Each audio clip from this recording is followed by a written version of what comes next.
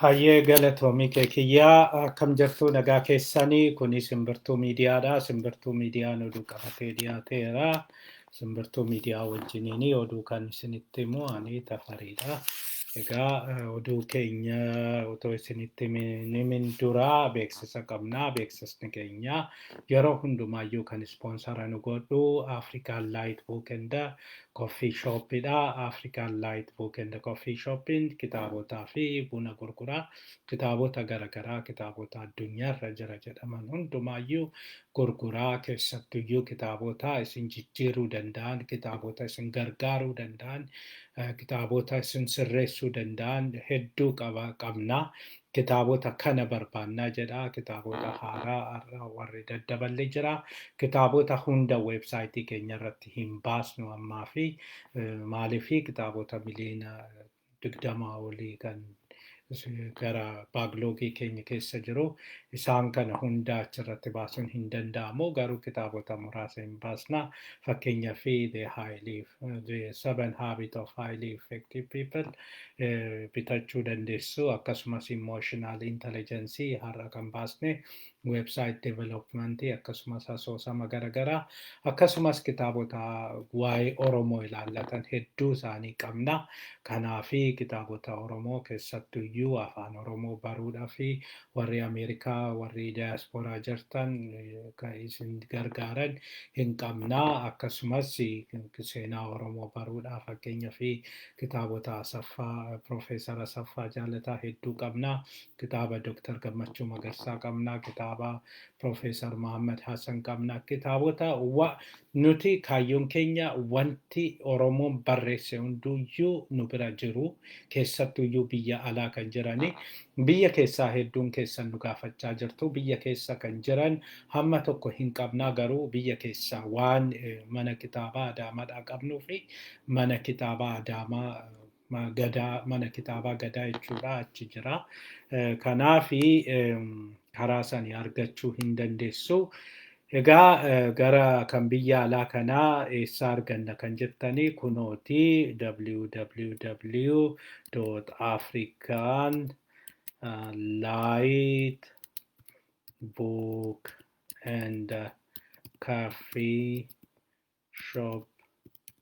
www.africanlightbookandcoffeeshop.com asirraa argattu www.africanlightbookandcoffeeshop kan jedhu kana keessaa galtanii hin argattu asirraa namoonni barbaadan yeroo barbaadanitti waan barbaadan buna instant coffee qabnaa buna jimmaa qabnaa buna gujii qabnaa egaa buna barbaadan buna sirriitti strongii ta'e bunni Itoophiyaa bunni Oromiyaa jechuudha. Bunni Oromiyaa hunduma caalaa ispeeshaaliitiidha orgaanikiidha akkasumas buna baay'ee addaati single origin jedhamu afaan bunaatiin yookiin warra ekspertii bunaa kanaani single origin speciality organic kanaaf buna akkasii kana qabna buna kana ajajachuu hin dagatina. Kanuma erga jenne egaa gara oduu keenyatti deemna. Egaa waa'ee bunaas waa'ee kitaabas asumaan isinitti dhaammachaa oduun keenya har'aa akkuma olitti argitanii waraanni biltsiginnaa fi Tigraay jidduutti jiru akkuma itti fufetti jira. Waa'ee waraana kanas isinitti himna. Oduun keenya jalqabaa waa'ee Tigraay keessatti waraanni gaggeeffamaa jiru. Tigraay keessatti miti daangaa Amaaraatii fi Tigraay jidduutti waraanni gaggeeffamaa jiru akkuma itti fufetti jira. Tigraay reefu lolatti seennee jedhanii jiru. Kana duraa fakkeessuudha. Kana duraa of ittisuudhaaf jennaa turre amma garuu of ittisuu bira darbinee offensiivii yookiin immoo nuyyuu mataa keenyanii waraana geggeessutti ceenee jirraa jedhanii jiru. Haala kanaan egaa waraanni maal akka fakkaatu waan har'a irra oolan isinitti himna. Kanumaanii state of emergency labsanii jiru. Akkasumas loltuuni ajajoota waraanaa dabalatee gara Tigraayitti otoo deemanuu qabamanis jiru. Waa'ee isaanis isinitti himna. Sanaan alas lammiileen Misiraa 52 Finfinnee keessatti qabamanii jiru. Waa'ee isaanis isinitti himna. Waraanni Abiyyi karaa cufe keessattiyyuu karaa Tigraay deemu sana kan cufe gargaarsa namummaatii fi banaa akka godhu hatattamaan banaa akka godhu United Nationiin gaafateera. Akkasumas araarri biyyoota garagaraan ammas akkumatti gaafatamee jira. Isas isinitti himna. Kanatti dabalatee walitti bu'iinsa Abiyyii fi wayyaanii yookiin naannoo Tigraay kanarraa kan ka'e namoonni waraana kana jalaa baqatanii naannoo miliyoona 15 ga'uu akka danda'anii dhaabbanni baqattootaa ibsee jira. Waa'ee kanas isinitti himna. Sanaan ala ammasii deebi'ee intarneetii fi bilbilli Wallaggaa keessattiyyuu Qellam Wallaggaa fi Wallagga dhiyaa keessatti cufamee jira. Naannoo sanatti waraanni hamaan abaaboo fi biltsiginaa jidduutti gaggeeffamaa akka jiru dhageenye jirra. Kanatti dabalatee waan addaasii boolee eerpoortitti bahee jira. Boolee eerpoortitti namni kamiyyuu paaspoortiitti dabalatee waraqaa eenyummaa gandaa otoo hin qabaatiin eessayyuu deemuu akka hin dandeenye seera haaraa baasanii jiru. Seera haaraa kana mormuuni dhaabbanni mirga namaa Itoophiyaa mormee jira. Keessattuyyuu waraqaan gandaa rakkoo qaba jedhee jira. Waa'ee kanas isinitti himna. Egaa dhuma sagantaa keenyatti akka nu wajjiniin turtan abdii qabna. Amma gara oduu jalqabaatti deemna. Waraanni naannoo Tigraayitti gaggeeffamaa jiru hammeenyaan itti fufee jira. Waraanni kun hanga ammaa gara dhiyaatiin gaggeeffamaa jira. Keessattuyyuu gara Umaraatii fi gara Maayikaandiraa akkasumas magaalota garaagaraa Daanshaddoo jedhamu naannoo sanitti kan gaggeeffamaa jiru. Waraana kanaanii kaleessa tarkaanfii garaagaraa naannoo Umaraatti gaggeessaa turan jedhamee jira. Haaluma kanaanii meeshaan waraanaa gurguddaa adii reebichi gaggeeffamee jira. Keessattuyyuu waraanni Eritiriyaa meeshaa waraanaa gurguddaadhaanii naannoo Umaraa sanatti waraana geggeessee jira yookiin reebicha geggeessee jira jedhanii jiru. Haaluma kanaanii wanta kana qulqulleeffachuudhaa fi waraanni Eritiriyaa maaliif meeshaa gurguddaadhaanii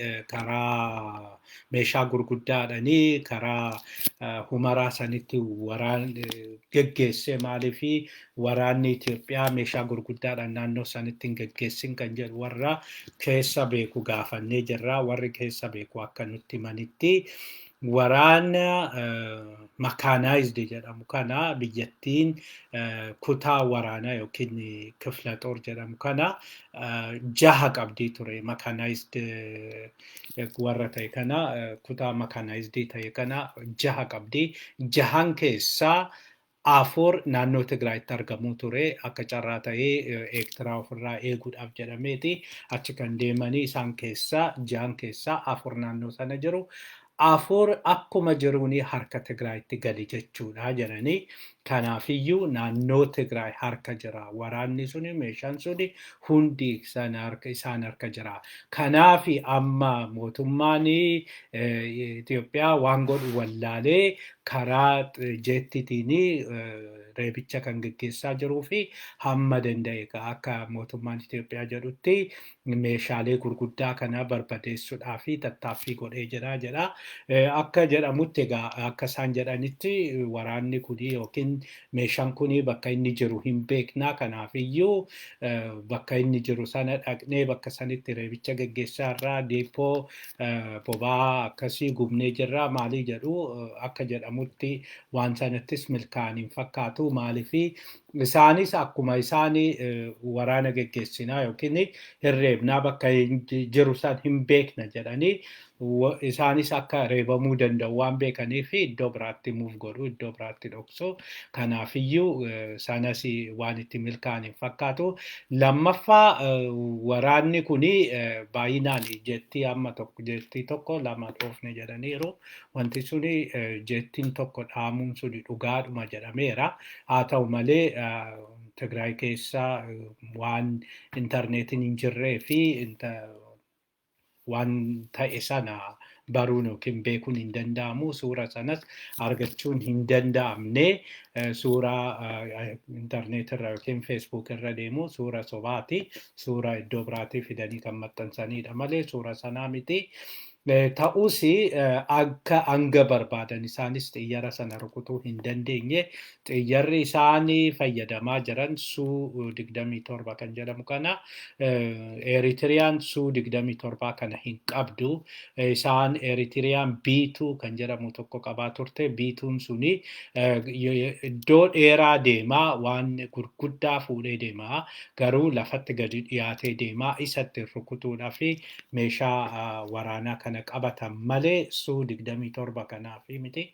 Suu 27 jedhamu kuni qilleensarra baay'ee ol fagaatee waan deemuuf bakka dhukaasni yookiin farri xiyyaaraa kan jedhamu suni gahuu danda'utti miti jedhaniiru. Haa ta'u malee waan fageenyarra jiruu fi samiirra waan jiruuf xiyyaarri kuni taargeetii isaa hin rukutuu jedhu boombii gadi dhiisa malee boombiin inni gadi dhiisu wanti inni dhukaasu suni taargeetii barbaadame sana hin rukutu. Kanaafi calliseetuma boombii darbataa kuni kaazhuwaalitii fida malee nama dhuunfaa faarratti rakkoo fida malee waan biraa wanta tokko fiduu jedhanii jiru. Kanaafi amma naannoo Allamaaxaa keessatti mana barumsaatii fi hoteela Qarreebe jedhamu. Kanaanis waan milkaa'e hin fakkaatu. Egaa warri keessa beekan kun akka nutti manitti waraanni kaabaa jedhame suni nama 50,000 qaba. Miseensa loltuu raayyaan ittisa biyyaa 50,000tu naannoo sana ture. Abiyyi egaa waraana 50,000 dhabee jedhama. Haaluma kanaani namni keessa beeku kun waan dabalataas nutti himee jira. Ka'umsi waraanaa kuni akka namni kun hin jedhetti ka'umsi kuni jalqaba akka deddeebinee nutis dubbachaa turre naannoo Tigraay keessaa nama 2,000 special commando kan jedhamanii commando addaa leenjii addaa fudhatan yeroo darbesi iddoo garagaraatti qilee garagaraatirraa culullachaa kan turanii utaalaa kan turanii humna addaa humna baay'ee beekamaa jedhamu Riippaabilikaan Gaardii jedhee Abiyyi itti amanu 2,000 gara Maqaleetti ergee jedhanii gara Maqaleetti ergee erga hajajoota Tigraay kaan ajjeestanii kaan to'attaniin booda kaan to'attanii ukkaamsitanii gara Finfinnee fidduu jedheeni sana booda hojii Maqalee keessatti isaan tarkaanfii egaa mootummaa fonqolchuu kana erga raawwattaniin booda daftanii Maqalee keessatti waan jiru hundumaayyuu tasgabbeessitu.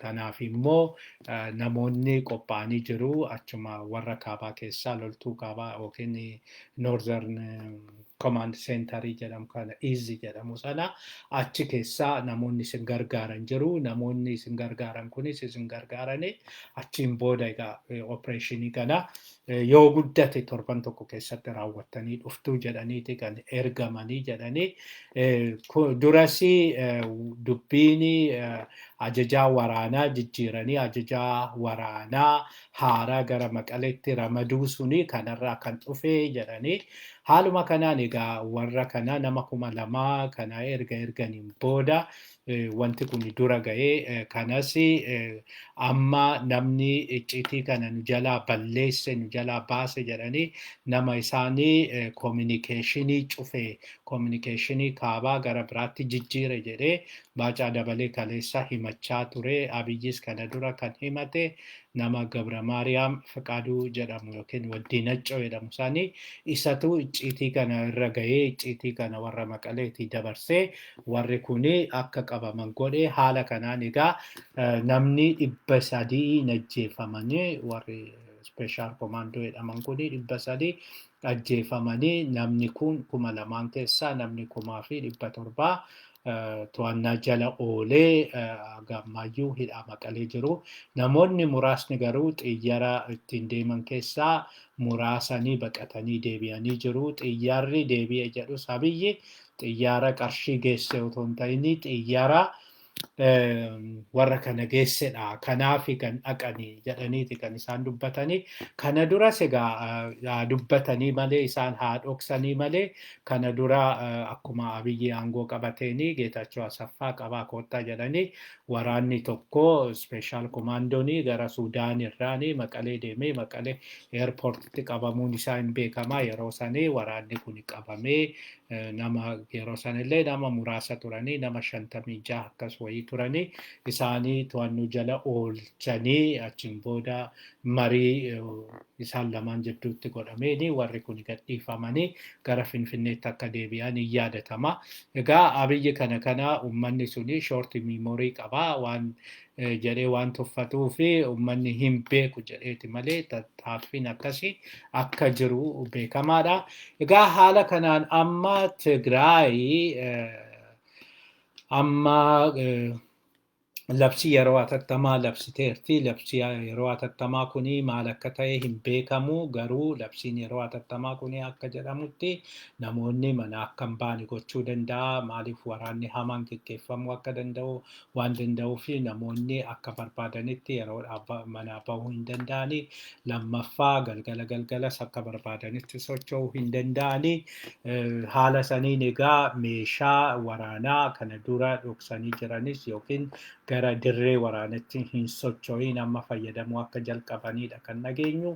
Haala kanaan egaa oduun hin mirkanaa'in tokko akka dhageenyetti meeshaa waraanaa gurguddaan furguggifamuu jalqabanii jiru keessattuu naannoo Gondar keessatti haala kanaanii Matammaa fa'aayyuu gahee jira. Naannoo sanaayyuu meeshaa gurguddaadhaan rukutuu waan jalqabaniif uummanni naannoo Matammaa fi Gondar kaabaa baay'een isaanii baqachuu jalqabanii jiru jedhamee jira.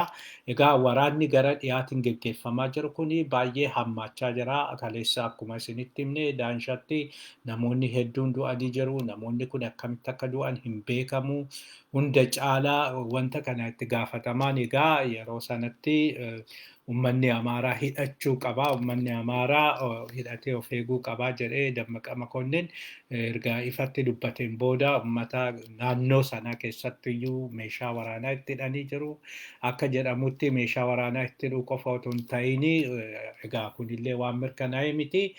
Garuu akka namoonni tokko jedhanitti milishaa gandaa kanaa warri militarii kun warri loltuu biyyattii kun of fuuldura oofaniit isaanii tasaasatti oofanii ofii duuba deemu haala sanaanii namoonni suni akka miidhaman godhanii jiru jedhameera. Kunis egaa waan mirkanaa'e hin qabu. Haa ta'u malee dubbiin amma garamitti deemaa jira? Gara dubbii lola wayyaanee fi Abiyyi otoo hin ta'in lola uummata Tigraay fi uummata Amaaratti deemaa jira. Isaan kana hubachaa hin jiranii waanuma salphaatti keessaa bahuu danda'an jedhaniiti kan yaadanii uummanni Oromoo lakkii jedhee abbaa jedhee araarsuu qabaa, dhaabsisuu qabaa. Abiyyi karaa kamiiniyyuu dinnee waraanni kun waraana biyyattii sana qilee buusu malee biyyattii sana gargaaruu miti jennee dubbachaa turre akka Oromoottis uummanni Oromoo maajooritiin waraana kanatti maajooritii miti parsantiin 99.9 waraana kanatti hin amanu. Kanaaf kana lakkii otoo jedhamu itti galee jira. Dubbiin kun egaa hammaachaa deema. Dubbiin waraana mo'ataa fi mo'atamaa hin qabaannedha. Kanaaf uummanni Oromoo ammallee taanaan uummanni Oromoo nageenya jaalataa, nagaa maalii caala jaalataa. Nagaa kana mirkaneessuudhaaf warra didee waraanatti fiigu kana warra didee humnatti fiigu kana warra didee humnaan bulchu malee naa bultan malee na jalatti bultan malee ani mootii torbaffaadha jedhu kanaan lakkii jechuu qaba. Egaa karaa dandeessaniin warri dandeessan itti himaa warri dandeessan lakkii jedha. Egaa kana fakkaata waraanni gara kaabaa suni Kanuma wajjiniin egaa dabalatee wanti isinitti himnu waraanni Abiyyi akkuma isinitti himne waraana cimaa miti waraanni 50,000ti kan Tigraay keessatti hafee waraanni haftee iddoo garaagaraatti bittinnaa'anii jiru. Biyyattiin yeroo sanaa nageenya eegsisuudha jedhanii qarshii gargaarsa biyya alaatirraa doolaariin argachuudha jedhanii nageenya eegsisna jedhanii biyya biraatti bittinneessanii jiru. Haaluma kanaan egaa Mallas durii gaafa dubbatu akka jedhanitti buna hundee tokkorraa loltuu miila tokkoo wayyaa jedhanii egaa haala sanaanii buna hundee tokkorraa loltuu miila tokkoo wayya jedhee loltuu biyya biraatti Sumaalee keessatti Suudaaniyyuu Abiyyeetti Daarfuritti ergee ture loltuu tokkotti doolaara 25 kan isaan argatanii loltuudha garuu wanti kafalamu doolaara tokko gadiidha loltuu tokkotti kanaaf biyyattiin loltuu daldaluudhanii loltuu tokkorraa doolaara 24 yaani ishiin argattu jechuudha. Guyyaadhani kuni guyyaa tokkotti herreegamuufidha waan nageenya eegsisaniif jedhame. Kanaan biyyattiin galii guddaa argachaa turte amma loltuu kana dhabee loltuu Abiyyeedha akkasumas Daarfurii baasaa jira jedhama Sumaalees baasaa jira jedhama haa ta'u malee loltuun achi jiran keessattuyyuu loltuun dhalattoota Tigraay ta'anii hin barbaannu hin gallu nuti nageenya eegsisuu dhufne nageenyi kun achitti ganneeti jedhaniiti didaa jiru jedhanii lammaffaa mootummaan gamtoomanis egaa haala amma jiru kanaanii otoo hin beeksisin otoo yeroo nuun kennin otoo loltuu bakka sana bu'uu danda'u hin kennin bahaa jechuun sirrii miti jedhanii baay'ee mormaa jiru jedhanii fakkeenyaaf Amisoomii Sumaalee keessa kan jirudha. Haala kanaan egaa Sumaalee keessas loltuun Itoophiyaa hin ba'a taanan dirqisiisanii hin ba'u taananii Alshabaabii iddoo guddaa argachuu danda'a. Humna argachuu danda'a. Kanaaf Sumaaleenis gara jeequmsa balaa guddaatti deemuu dandeessi jedhanii jiru. Sanaan alas Abiyyeedha gaafa ba'anii mootummaan Suudaanii kibbaa fi Suudaanii kaabaa wal waraanuu danda'u. Akkasumas mootummaan Suudaan warri Daarfur keessa mormitoonni yookiin finciltoonni socho'anii mootummaa Suudaanii waraanuu danda'u jedhameera. Kun hundi waliigalatti gaanfa Afrikaa yookiin baha Afrikaa guutumaan guututti jeequu danda'a. Guutumaan guututti hokkara argamee hin beekne uumuu danda'a jedhaniiru. Sanarraan Eritiriyaanis mataa isheetiin waraana kana keessa galtee jirti. Eritiriyaan mataa isheetiin rakkoo mataa ofii qabdi. Uummanni baay'een Eritiriyaatti ka'ee jira. Hooggantoonni waraanaa Eritiriyaas waraanni kun nu hin ilaallatu jechaa jiru. Sanarraan Tigraay hamma tokko loltuu isaanii gara Eertiraa keessa galchuun Eertiraanis akka siviil waarii keessa galtu gochuu ni danda'u jedhamaa jira. Walumaa galatti waan balaa hin jirretu as deemaa jira. Kanaaf kana hunda kan fidaa jiru rakkoo kana hunda akka jibicha jechuun gadoodduu Abiyyi olii gadi deemee dubbii kana kan waliin dhahaa fi jeequmsa hamaa kana kan uumaa jiru isaa kanaaf biyyi tokko yookiin naannoon suni gaanfi Afrikaa suni baha Afrikaa walumaa galatti balaa nama tokkootiin jeeqamuun kun baay'ee nama gaddisiisa. Egaa haaluma kanaan egaa har'as loltuun isaa biyya keessaa diigamaa jira. Kaleessa isinitti himnee jirra. Loltuun hedduun gara Suudaanitti baqatanii jiru. Kana duras gara Jibuutitti baqatanii mootummaan Jibuutii hin deebisa jedhamee sodaatamee ture. Garuu sodaa international community irraa kan ka'e warra ajajoota waraanaa kana hin deebisne haga ammaayi. Ammas har'a karaa Affaariitiin ajajoonni waraanaa hanga koloneelaa fi jeneraalli tokko lama keessa jiru jedhamee jira. Isaan kuni hanga loltuu 20 hin ta'u 20 kuniyyuu ajajoota waraanaati. Lammaffaa meeshaa garagaraa meeshaa gurguddaa qabatanii gara Affaariitiin Tigraay galuudha otoo deemanuu warri poolisiin Affaar qabe jedhanii jiru. Egaa kuni haa ta'u malee kan isaan kuni nama 20 kuni haa qabamanii malee namni hedduun karaa saniin badee deemaa jira. Keessattuyyuu karaa Suudaaniitiin Oromoo fi warri kibbaa kun lolaa hin jiranii gara Suudaanitti baqachaa jiru jedhaa jira. Gara Affaaritiinis waan kun erga uumameen booda baay'ee naasuu hin jirre keessa galaniiru. Garuu wanti kun itti fufuu qaba. Oromoon sababa isaaniif du'uuf hin qabu. Sababa waraana hiikaa qabne kanaaf du'uu hin qabdanii warri loltuu taatan, warri poolisii taatan hundi keessan karaa isin baasen yookiin Jibuutiidhaanis baqadhaa. Yoo Jibuutitti isin erganii jedhan karaa Affaariin Jibuutitti baqadhaa saniin booda harka kennadhaa United Nationitti harka kennadhaa humnaan nu fidanii. Waraana kanatti namannu waraanni eenyuyyuu fayyadu. Waraanni eenyufiyyuu hin ta'u. Eenyuyyuu taanaan waraanatti galuun qabu. Kanaaf karaa saniin yookiin harka kennadhaa yookiin karaa Tigraayittis isin erganii jennaan Tigraayitti harka kennadhaatu saniin booda warri Tigraay warra United Nationitti isin haa kennu achiin booda karaa saniin deemuu dandeessu hin dandeessan taanaan immoo qe'ee keessanitti galaa. Meeshaa waraanaa keessan gurguradhaa yookiin darbadhaa iddoo barbaadanitti warraafis deebisaa gara qe'ee keessanii galaa hin dandeessu taanaan immoo dhaqaa wabootti dabalama.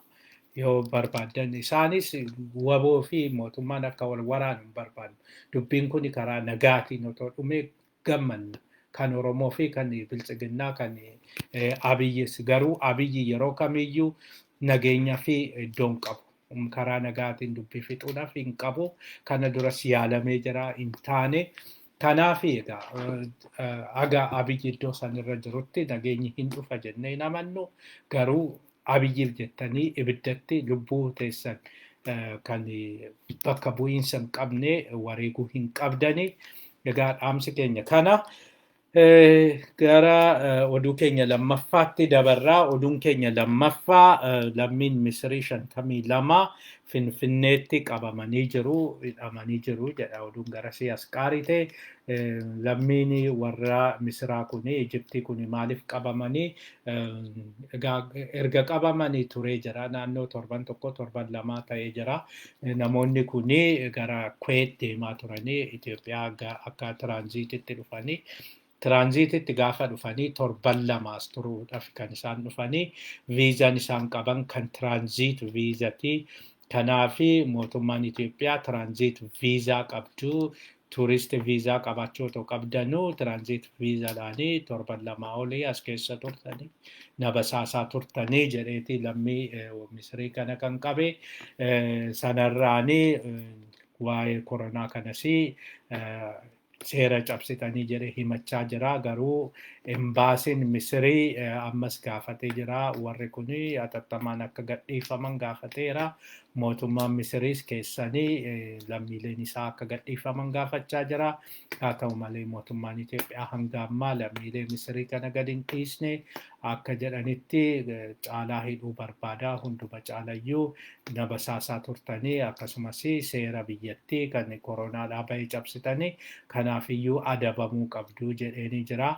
Haala kanaan Misiriin lammiin ishee 52 kun jalaa hidhamanii yoo yeroo dheeraadhaaf achi keessa turu ta'ee tarkaanfiin isaan fudhatan hin beekamu. Garuu wantichi wanta gaarii nutti hin fakkaatu. Wanta isaan baasus hin fakkaatu. Egaa kanaaf hin eegna kana. Oduu sadaffaatti dabarraa. Oduun keenya sadaffaanii mootummaan Abiyyi karaa cufee hatattamaan akka banuu UN'n gaafatee jira. Kun egaa Abiyyi seera waan hin beeknee fi seera yeroo hunda waan cabsuuf heera mootummaa maalii jedhee har'a egaa guyyuma guyyaan jechoonni isaanii jijjiiramu. Jechoonni isaaniis otoo jennu jechoota dargiiti akka itti isaan dubbataniyyuu mataa isaatiin biyyattii dhumaayyuu akka itti ibsanii Itoophiyaa jagnoochaa fiitochaa maalii akka dubartii godhanii dubbatu dargiidha. Kan akkasitti ibsaa ture. Lammaffaa wambadee juuntaa kan jedhus dargii ture. Dargii irraa jechoota kana fudhatanii kireeffatanii liqeeffatanii fudhanii jechaa jiru malee jechuma mataa ofiillee hin qabanii jechuma ittiin ibsanillee hin qabanii. Haala kanaan egaa akka heera gaafa cabsu namni isa gaafatu hin jiru paarlaamaa hin tuffataa paarlaamaan silaa akka seeratti paarlaamatti dhiyeessee paarlaamaadha waraana kan labsuu qabu ministeerota gaafa kaasu paarlaamatti dhiyeessee ministeeronni kana balleessanii kanaafan warra sana kaase kan ammoo naa muudaa naa mirkaneessaa jedhee silaa achitti dhiyeessaa isaaniifis iddoon qabu inni kanaaf amma seera akkuma kan paarlaamaas kan biyyattii seera cabsu kana seera addunyaatis cabsee karaa hundumaayyuu Tigraayitti cufuuf yaalaa jira karaa humaraa agamma hin cufamne jedhama isaan cufnee jirra guyyaa tokko humaraa qabannee jedhu har'ammoo Aksuum qabannee jedhu kana durasi mootiin keenya Maqaleetti torbaniin booda Maqaleetti laaqana nyaata jechaa turani warri biltsiginnaa propagandistiin biltsiginnaa haa ta'u malee karaan suni agammaa hin cufamne garuu karaan suni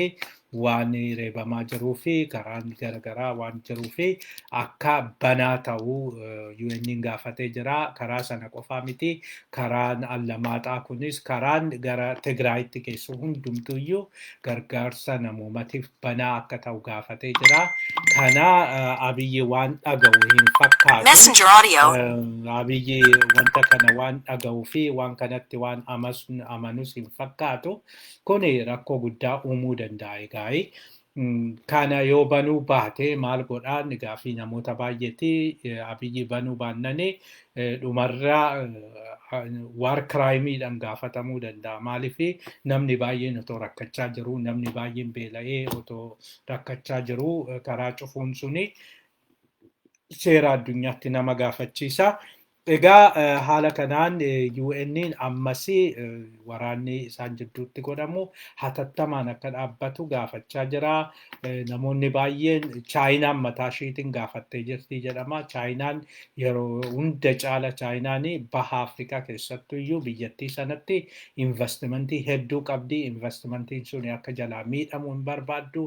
Chaayinaan biyya tasgabboofte bakka nagaan jirtu barbaaddi. Hunda caala Ameerikaa fi Awurooppaa caala Chaayinaan nageenyaaf iddoo kenniti maaliif Chaayinaan biyyi nagaa haa taatu uummata saniif na'anii otoo hin ta'in investimentiin isaanii nagaa akka argatu barbaadu bakka waraanni jirutti immoo investimentiin nageenya hin argatu kanaaf hin kasaarra jedhanii waan barbaadanii fi Chaayinaanis dubbii kana karaa nagaatiin fixaa jechaa jirti jedhanii Yurooppii fi Ameerikaan intarestiin isaanii jalqaba biyyattii sanaa fi keessattuu biyyattii sanarratti intarestiin isaanii jalqaba waan biraa miti nageenyas bobaas maalis homaan qabdu biyyattiin suni rifiijii baay'een yookiin baqattoonni baay'een achi keessaa bahuu danda'u baqattoonni baay'een bahu taananii rakkoo guddaan uumamuu danda'a. Ba'aa nutti ta'aadha. Yurooppiyaan yuuniyeenis amma baqattoonni akkasitti naannoo Amaaratii fi naannoo Tigraayii bahaa jiran kuni dhaqanii Suudaanii galanii Suudaan irraan gara Ijiptii gara Liibiyaatti garagaruudhanii booddarra karaa doonii garagaraatii fi karaa jabala garagaraatiin gara Awurooppaatti ce'uu danda'u. Kanaafi magaalonni Awurooppaa gurguddaan amma yeroo dhiyoo keessatti isaaniin weeraramuu danda'u kan jedhu sodaa qabu. Kanaafi baay'ee sodaatanii waan jiraniif akkuma isiniin jedhe baqattoonni miliyoona 15 oliiti amma kan eegamaa jiru. UNHCR'n baqattoota miliyoona 15 oliidha kan uumamuu danda'u jedhee jira. Kun baay'ee waan nama gaddisiisudha. Waan namni tokko waan nama biraa Abiyyi wayyaanii waan jibbee fi waraanni isaan jidduutti geggeeffamedha fi rakkoo kana hunda arguun hin malu ture garuu uummanni Tigraay walumaa galatti yooma baqateeyyuu miliyoona 6 isaanii miliyoona 9 uummata biraati jechuudha. Uummata naannoo Amaaraa kana jechuudha. Uummanni Amaaraa walumaa galatti naannoo miliyoona 20ti kan ta'anii miliyoona 20 keessa walakkaan hin baqataa jechuudha. Uummata Amaaraa keessaa kan eegamaa jiru amma uummata Amaaraa keessaa walakkaan baqatee gara biyya biraatti rifiijii ta'ee bahaa jechuudha. Kun egaa kiraayisisii guddaa hokkara guddaa fida rakkoo guddaa fida. kuni silaa waan ta'uu hin malleedha, waan ta'uu hin qabneedha. Otoo dubbii kana karaa nagaatiin, waraana kana karaa nagaatiin fixanii silaa gaarii ture. Haa ta'u garuu Abiyyi kana gurra hin qabu, yeroo meeqa gaafatanii jiru. Dhumarra egaa kan abbaarra beeku budaadha. Yoo ta'uu dide yoo kan itti himanii yoo kan hima didduun du'an didduu jedhu akka gaadaafitti du'uudhaaf kan deemaa jiru. Kana duras yeroo baay'ee itti himamee jira, yeroo baay'ees hin nageenye. Kanaaf gara oduu keenya dhumaatti deemna. Oduun keenya dhumaa naannoo Wallaggaatti ammasii waraanni guddaan gaggeeffamaa jira. Waraanni kun waboo fi mootummaa Abiyyi jidduutti kan gaggeeffamaa jiru. Kanarraa kan ka'e mootummaan Abiyyi ammasii intarneetii fi bilbila akka cufee VOA'n gabaasee jira. VOA'n akka jedhetti naannoo Wallagga dhihaa fi naannoo Qeellam Wallaggaatti kan bilbilaa fi intarneetii cufanii haaluma kanaan egaa Geetaachoo Baalchaa itti gaafatamaan dhimma kominikeeshinii Oromiyaa akka jedhetti warri shanee ofiin jedhu waraana achitti gaggeessaa jiru, uummata jeeqaa jiru, isaanii rukutuudha, waraanni garasitti bobba'ee jira jedheera. Garuu waraanni achitti bobba'ee jedhan kun mo'amaa akka jirudha kan dhagahamaa jiru. Otoo jennu waraanni kun achi qofa otoo hin ta'in naannoo Salaalittis tarkaanfiin garaagaraa fudhatamaa jira jedhamee jira. Kunis sodaa guddaa itti uumee jira mootummaa Abiyyitti. Kanarraa kan ka'edha. Yeroo baay'ee intarneetiin fi bilbilli naannoo isaaniitti akka hin cufamne yoo jedhaniin lakkii jedhee eenyuutu maal fidaa jechuudhani. Egaa waan tarkaanfii kana fudhachaa jira.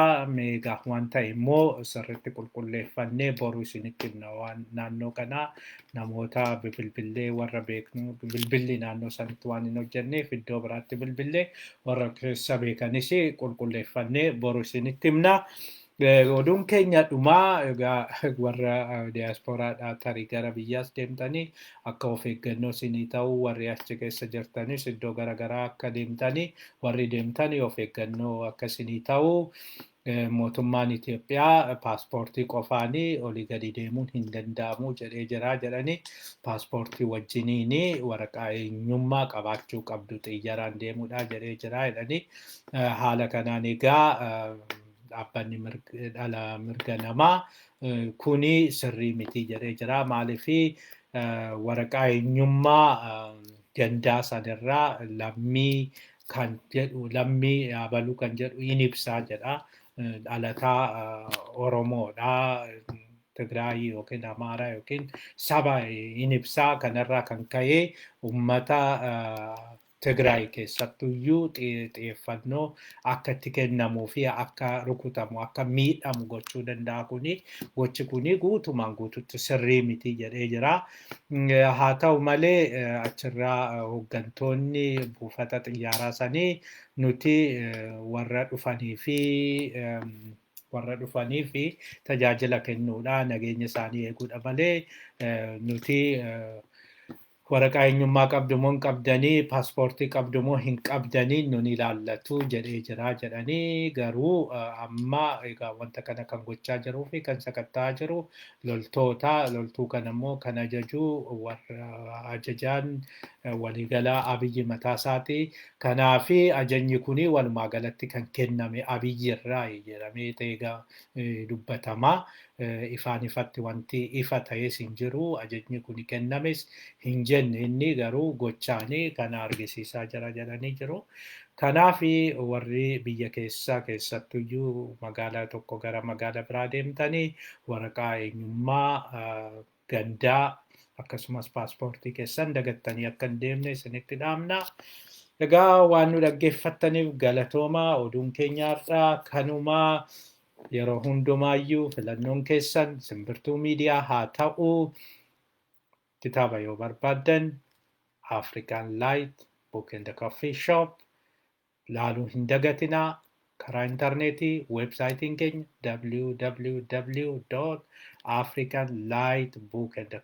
www.africanlightbookandcoffeeshop.com. Akkasuma buna yoo barbaaddanii jettanii yoo dadhabdanii jettanii nutti maddaa Yoo barbaaddan buna akaamaa daakkatanii buna danfisachuu dandeessu.